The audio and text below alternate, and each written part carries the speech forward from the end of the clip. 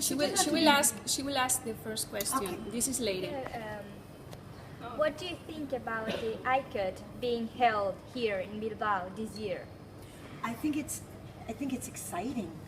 Do you know where the other ICOTs have been held? Not really. So I'll tell you some of the spots, Okay, so that you have this sense of how special it is to be held here in Bilbao. Okay, so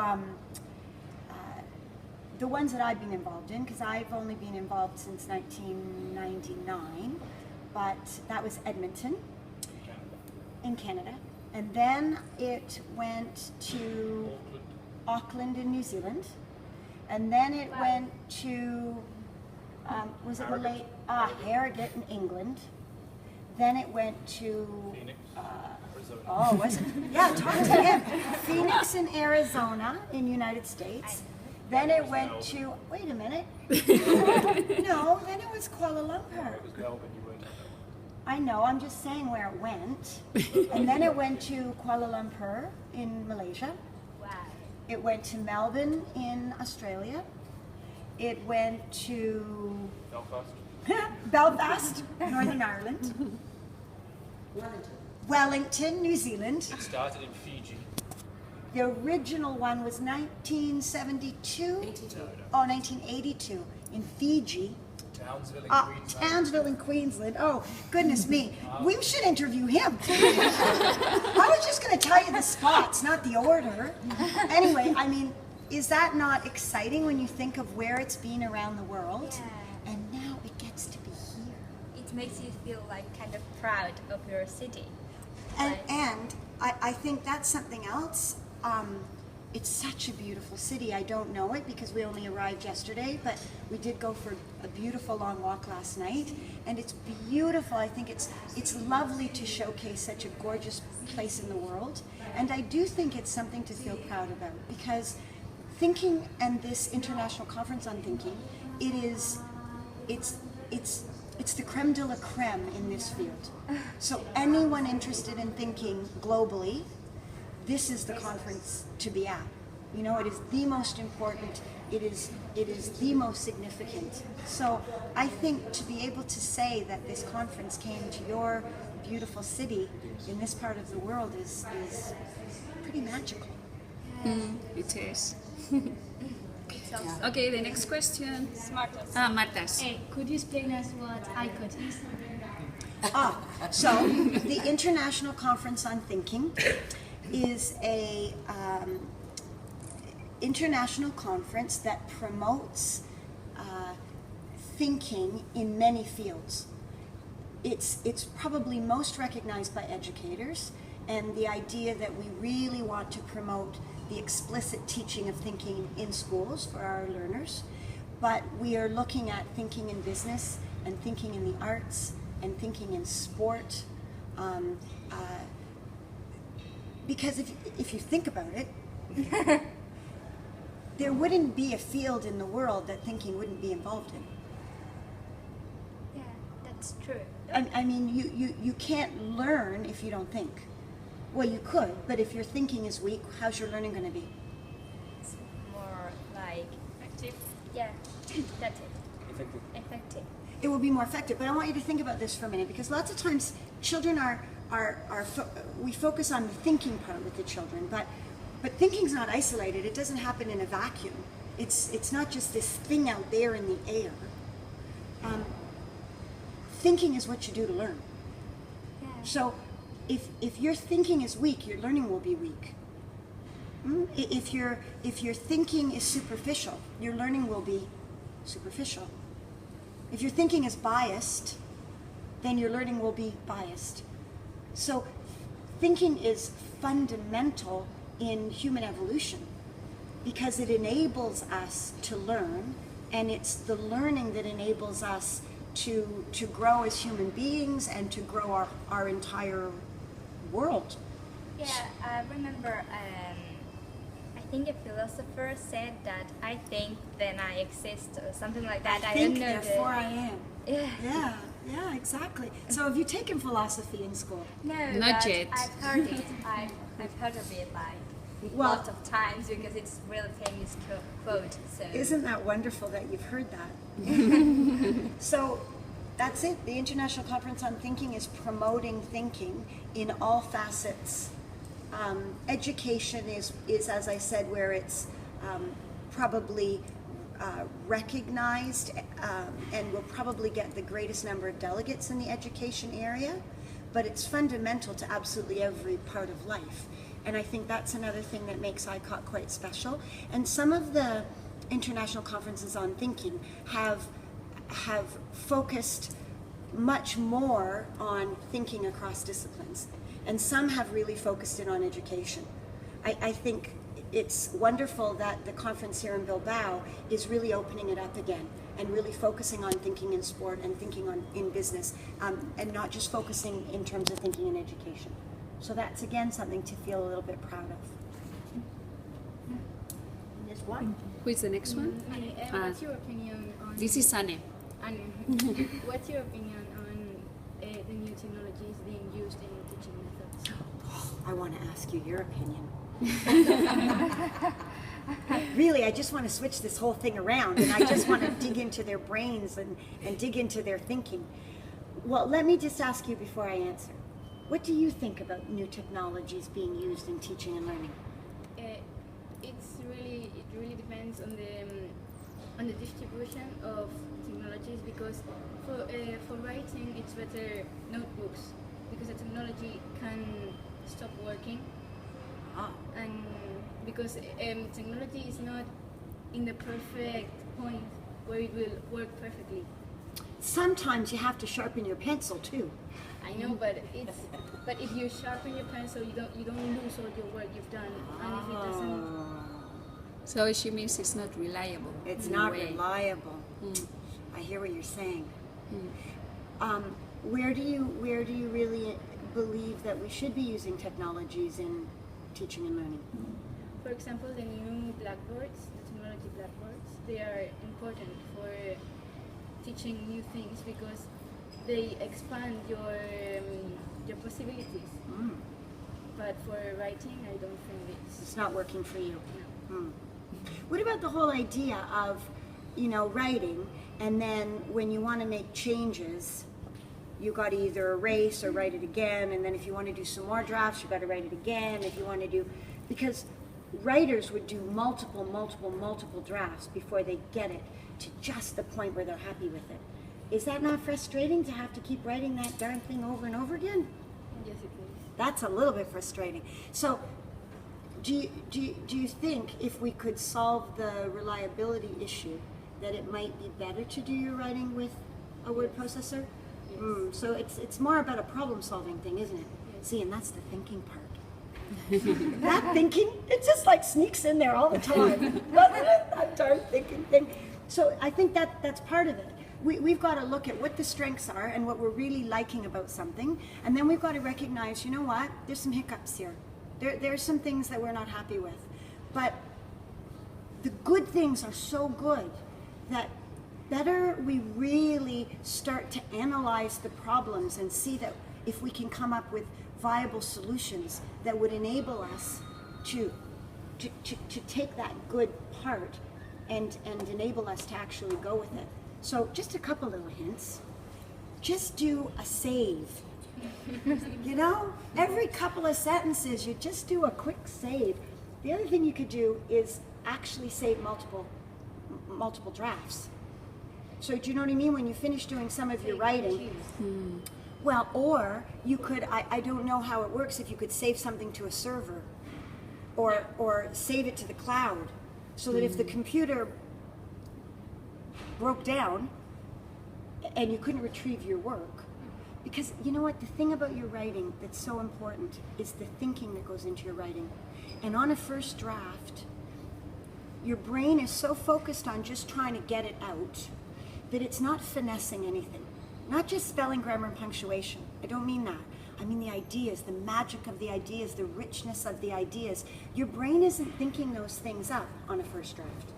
And sometimes the more times you go over it and leave it and then go back to it, the more those drafts come alive. You you want to be able to take advantage of the fact that you don't have to rewrite and you don't have to rewrite, but you don't want to lose your work because, oh my goodness, then you're seriously going to rewrite, aren't you? So you got to try and solve that.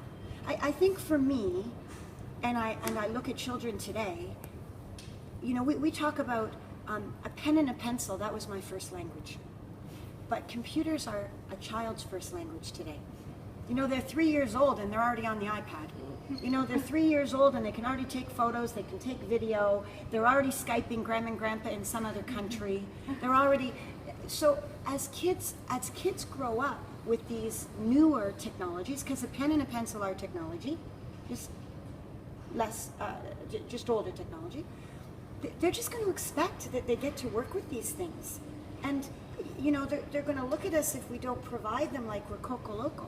We're crazy, you know? But I think what's important is that we always understand it's just a tool. It's not, I'm not going to make an activity for you around the computer. You know, I'm going to say, this is the learning you're doing. What tools will work for you? And what I want children to do is say, what are my options? So for instance, if you were going to record an interview, let's say, you would say, what are my options? You know, if my learning job is to record an interview, what tools become my option? Well, I could just keep it all in my head, and so my recording tool would be my memory. And then I look at the strengths and weaknesses of that. Oops. What other tools could I use? Could I use a pen or a pencil? Yeah. So then I could say, you could be writing as I'm talking. Let's look at the strengths and the weaknesses of that. Another tool could be, oh my goodness, could be the iPad. So let's look at the strengths and weaknesses of that. What other tool could we possibly use? Tape recorder. We could have. I mean, the woman that interviewed me, she just had a little dictaphone, didn't she? Did you see it? So she just had a little dictaphone there. So we could look at that one. What are the strengths and weaknesses? What's important is that we, first of all, understand our learning journey. What am I meant to be doing right now? And then we say, what are all the tools available to us? Some of those tools will be new technologies and some of those tools will be old technologies. And then you need to be able to consider the strengths and weaknesses of each one. Sometimes you're going to have to solve some of the weaknesses, like that darn computer crashing, right? And then you make the best choice. So would I want to live without the new technologies as part of my options for children? No. Could I live without them? Probably, because there are other alternatives, right? It may not enable the children to do the learning as powerfully as they could have, but it would still enable them to learn as long as the learning was important learning, and the learning was worth your time, and the learning was worth your thinking. Then the tools are next. Think about this. Let's say we want to keep in touch. Just in case you do. well, yeah. Let's pretend we want to keep in touch, right? Let's look at all the tools that are available to us, digital and non-digital, for us to keep in touch. We could write letters. We could write letters. Skype. Oh my goodness me, we could Skype. What else could we do? We can write emails. We could do emails. Could we do anything else? Text. Oh, we could text. Phone calls. We could phone each other. So there's strengths and weaknesses to each of those. What if we took out all the new technologies? Letters. Yeah. And they are so slow. And there's sometimes though it's pretty darn fun to get a letter in the mail, wouldn't you say? Yeah. It's like. Have you ever had a letter in the mail? Yeah, I had in Christmas. At Christmas. And is it fun to actually Yeah, it open is. a letter and see somebody's handwriting? It's really romantic. Like, I do, I think that, I do. Oh, I'm so glad that it's not a dying art, that some young people still get excited. My little niece, she's 12 now, and we write her from every country we're in. We Skype her all the time, we email her all the time, but we always write her a letter with the stamp from the country, and she knows it's going to take weeks for her to get it. You know, thank goodness I can see her beautiful little face every day on Skype. But I wouldn't want to do without that letter, but I can't imagine my life without Skype. You know, I mean, if we never meet again, but we stay in touch through letters, that would make me very happy. If we text, all right, that's all right. But you know, you tend to go so quick with text that you don't get a lot of emotion or a lot of real story in that. We could talk on the phone, quite expensive for us. But I'll tell you what's going to make me so excited, if we have a Skype date when I leave. If we actually have a Skype date where I get to see your beautiful faces, right? And I get to see the expressions on your face that I can't capture in any of those other technologies.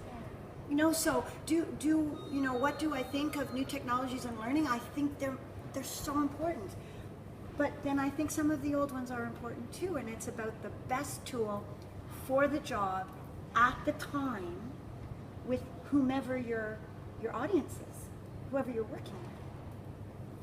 Okay, who's the next? Mine. Okay, so, Christina. based on all this, how do you think, or how do you expect the ICOT to like influence education in Spain here? Oh gosh. That one. You know what? It's oh, I could get emotional right now. I could get emotional because I am so passionate about kids learning how to think.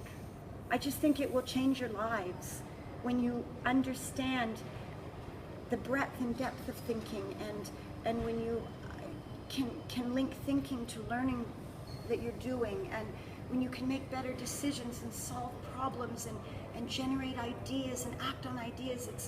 It's so important, but it's not something that a lot of teachers really know about.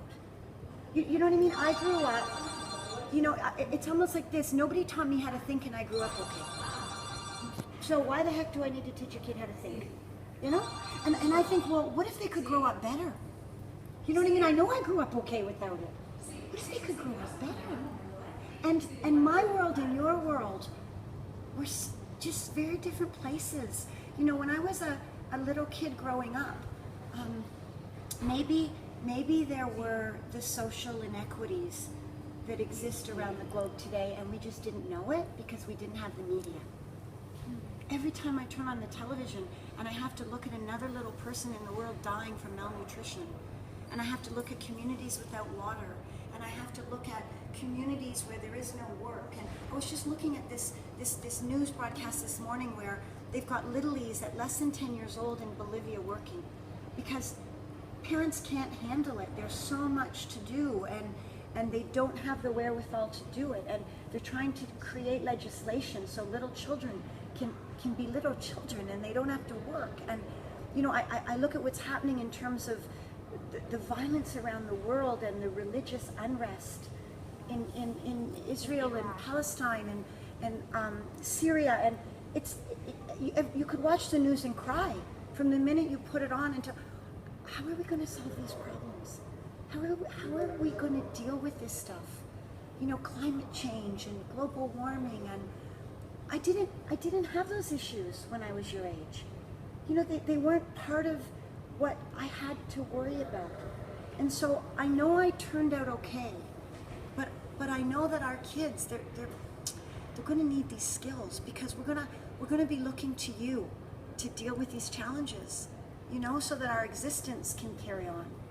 And if teachers don't understand how important this is, then they can't bring these skills to you. And it isn't something that you can control because it's coming from curriculum often and from the teachers. So what I hope ICOT will do is continue to share the incredibly important message that thinking matters, that this is not something that we just can expect will happen because we get old. You know, you don't become a skillful thinker just because you get old. You might naturally become more skillful as the prefrontal lobe of your brain develops, because that's responsible for all of your abstract thinking. But we know lots of adults who don't think skillfully, who don't make great decisions, who don't solve problems well, who can't generate great ideas. Those are skills that can be taught.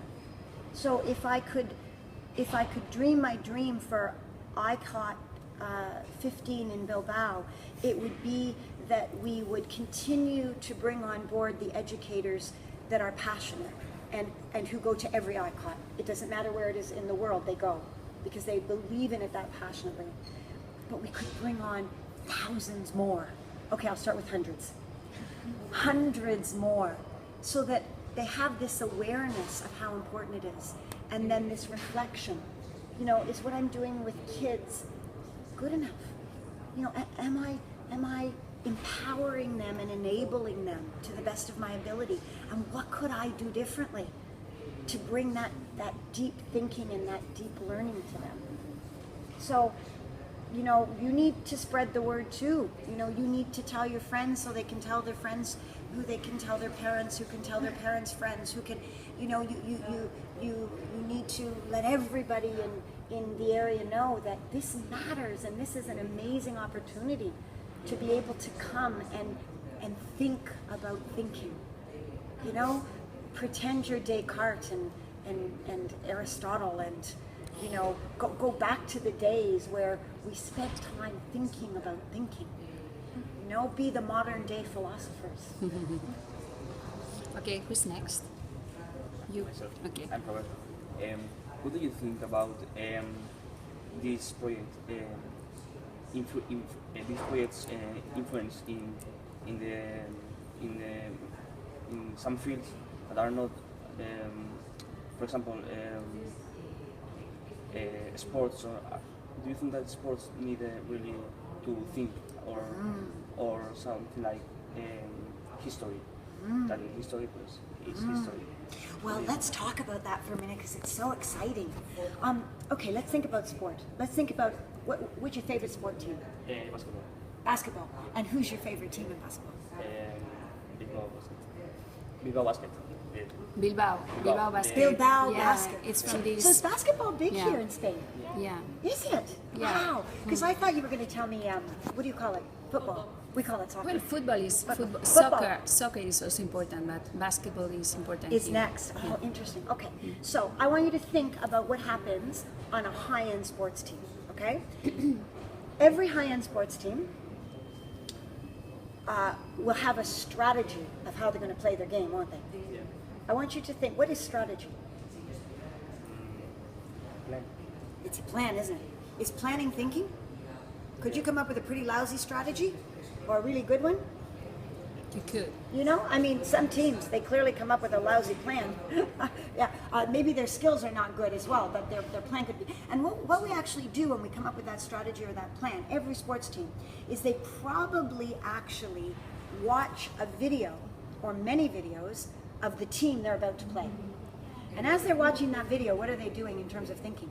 Comparing.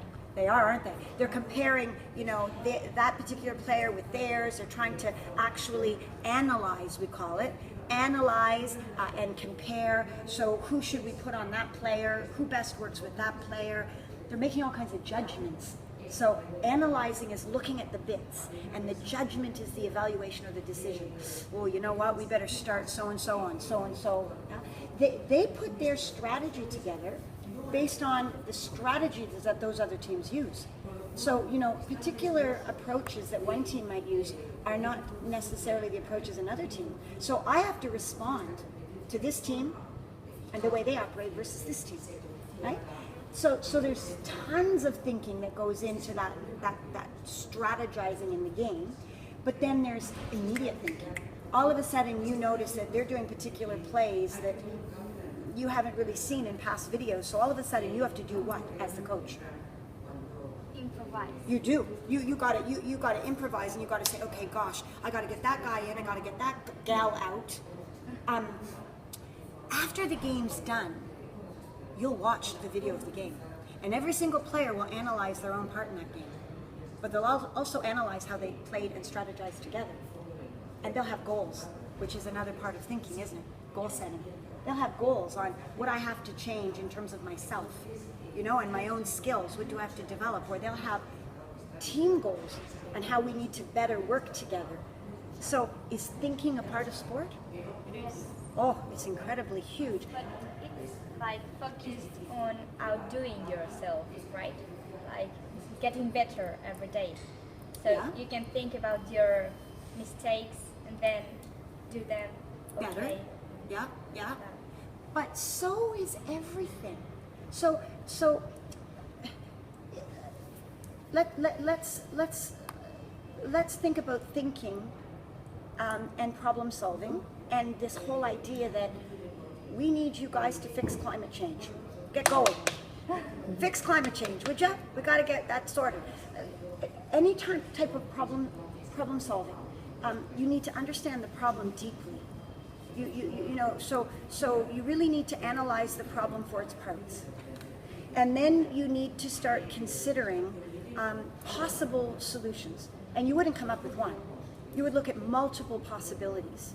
And then you might actually evaluate each of those possibilities. What are the strengths and weaknesses of that possibility? What are the strengths and weaknesses of that possibility? You might look at consequences and sequels. Well, if I put that in, what do I think the immediate short-term and long-term consequence of that one might be? What might be the immediate short-term and long-term consequence of that one? There's so much that's going into before you implement a solution or an idea. But then once you implement it, what do? You have to develop. So you're developing it. And as you're developing it, what are you also doing? You are, aren't you? Are you analyzing how it's going? And if it was like a complete and utter mess partway through, what would you do? You try to make it, solve it. Yeah, you'd say, this is not working. I'm not just going to let this go because this is the idea I came up with. I got to stop this. I got to improvise, just like in the middle of the game. Now, you're not evaluating and setting goals and making judgments to improve a skill, but you're still doing all those skills to improve a solution. So it doesn't matter what you're doing in life, those skills are going to become critical. If we look at history and we look at historical thinking, what's the point of history? Why do we learn history? Because we can learn from history. Say it again?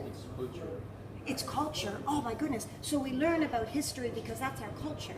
And if we don't learn about our culture, we can't pass it on. And then I might say, what would be the consequences and sequels if we didn't pass on culture?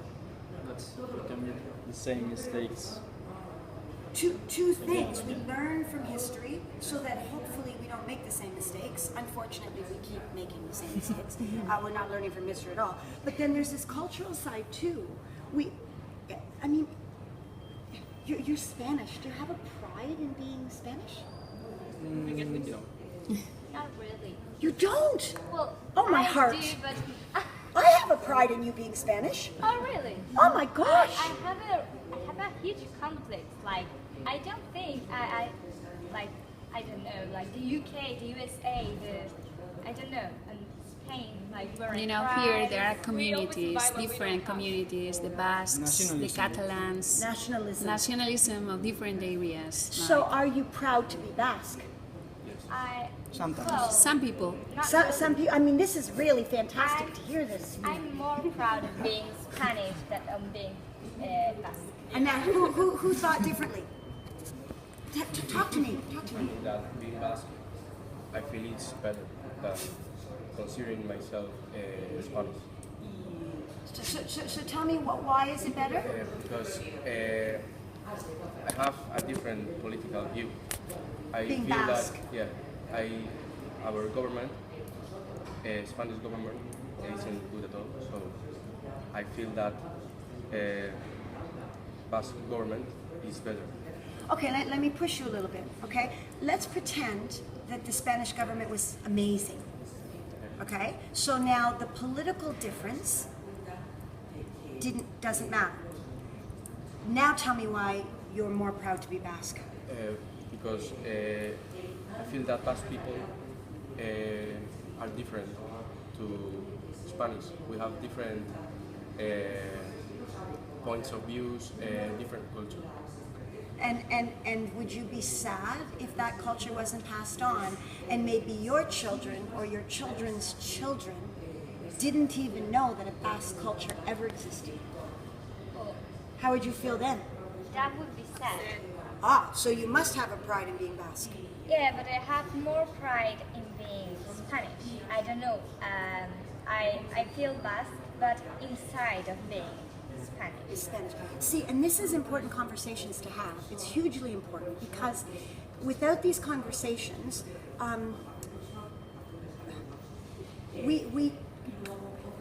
we we can't take ownership and control of passing on culture. If your culture doesn't matter to you, I'm not judging you, right? I can't judge whether it's better to have pride in being Basque, having pride in being Spanish. I can be surprised, but I would never judge. But if you're not proud of being Basque, the likelihood that you will carry on those traditions and share them so that they're known for future generations decreases. If you're not proud of being Spanish, then when you have children, you likely won't carry on your Spanish traditions or your Spanish culture or your Spanish language. And then as a result, those children won't then have that experience. So my mom, my family was from Italy, and my mom's two sisters and brother were born in Italy, and my mom was born many years later in Canada. And all she wanted when she was born in Canada was to be Canadian. She did not want to be Italian at all, right? She, you know, they called Italians wogs, and you know, they were looked down on as lesser people. She just didn't want anything to do with being Italian. And I learned no Italian. And now I'm an adult, and I'm so sad in my heart because I had a completely bilingual mother who, had she just spoken in her mother tongue when I was little, I would have grown up with that language, I would have had that. And the older I am, the more I'm connected to my roots. So, you know, I want to go back there and see where my grandma and grandpa were born, and I want to learn so much about. So, you know, your feelings about your culture will have a huge impact. Not even on the Spanish culture being carried out at large, but in your own little world. It will affect your children, and that will affect your children's children. And so, you know, that's all thinking. Your opinion and your views about your culture and what's important and whether you value it or you don't value it, and how you bring to life what you value or don't value, that's all decision making. You know, that's all that's all planning. All of that is thinking. And then the other whole side of the historical thinking is you can't begin to understand today if you don't know where we came from. You know, how did these buildings just arrive? Like somebody just woke up one day and made buildings. What's the history of that? You know, and what have we learned architecturally through the years that have brought us to where we are today in terms of our architecture, or medicine. You know, where we are today in terms of medicine is all based on the history of the research and the. So, is thinking important in history? You see, I mean, these are fantastic questions, but we take thinking so for granted. It's just what we do. But try and take it out of anything in life. And I can't imagine that there would be anything left. I can't imagine that we could be where we are. Mm-hmm. Who's next? Who's going to ask me? Myself. You? Okay. Putting forward this kind of methods like thinking-based learning, are you claiming that the methods used before are not useful enough? Pretty much. Look, school traditionally doesn't teach children how to think, it actually taught children what to think. So historically, the teacher was the fountain of all knowledge, and the teacher would impart that knowledge on her students or his students. And it was your job to open up your brain and let it all go in. And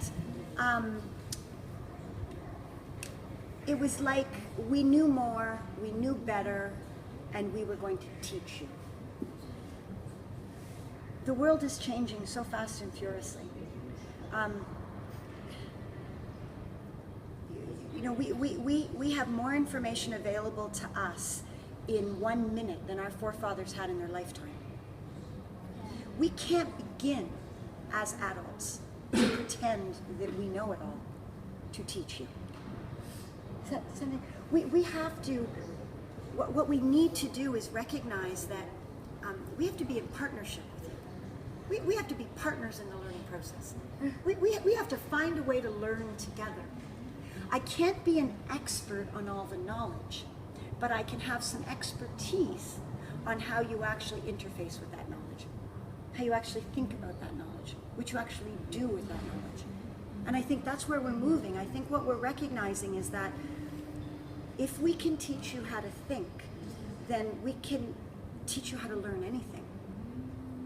If we can teach you how to problem solve, then we can teach you how to problem solve anything. If we can teach you how to make viable, ethical, effective decisions, then you can make decisions about anything.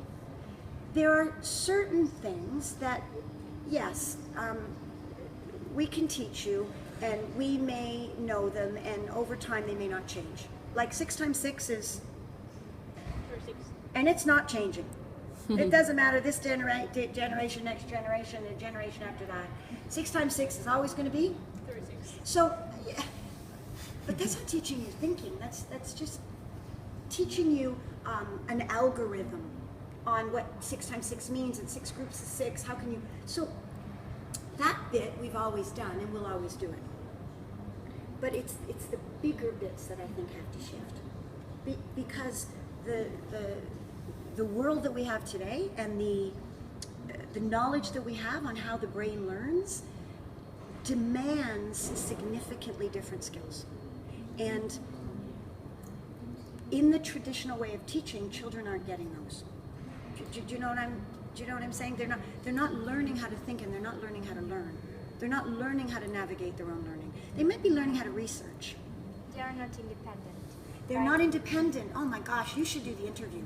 They're not independent. They're not self-directed. They're not autonomous. You know,